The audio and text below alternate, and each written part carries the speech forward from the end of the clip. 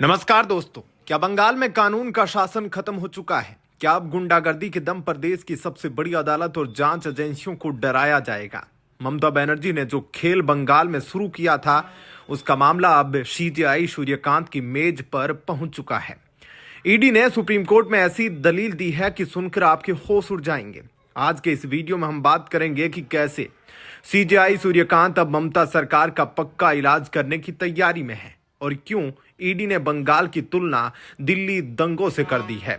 ED का आरोप है कि जब वो आईपीएक पर रेड कर रहे थे तो ममता बनर्जी और उनकी पुलिस अफसरों ने अधिकारियों के हाथ मरोड़कर फाइलें छीन ली। यह कोई छोटी बात नहीं है, यह सीधे तौर पर संविधान को चुनौती है।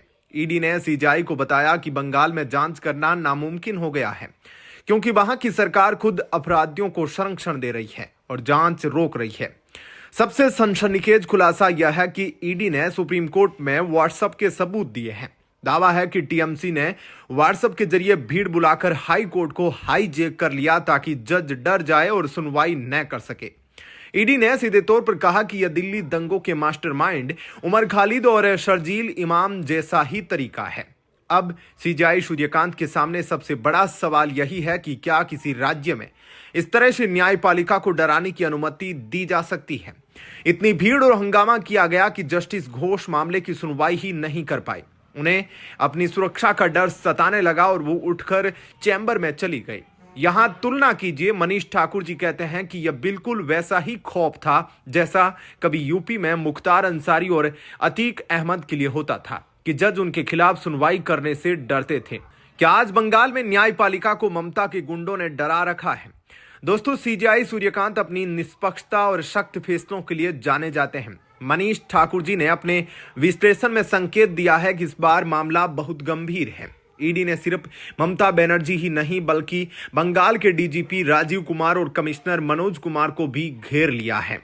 संभावना जताई जा रही है कि सीजेआई सूर्यकांत इस मामले में ऐसी नजीर पेश करेंगे कि भविष्य में कोई भी नेता या अधिकारी जांच एजेंसी पर हाथ डालने की हिम्मत नहीं करेगा। क्या सीजेआई ममता बनर्जी के खिलाफ एफआईआर का आदेश देंगे या फिर बंगाल में राष्ट्रपति शासन का रास्ता साफ होगा? सीजेआई सूर्यकांत का एक फैसला बंगाल की पूरी राजनीति पलट सकता है। अब गेंद सुप्रीम कोर्ट के पाले में है। देश को पूरा भरोसा है कि सीजेआई सूर्यकांत इस अराजकता का अंत करेंगे और बंगाल में फिर से कानून का शासन स्थापित होगा। आपको क्या लगता है? क्या ममता सरकार पर कड़ा एक्शन होना चाहिए? कमेंट में अपनी राय दें।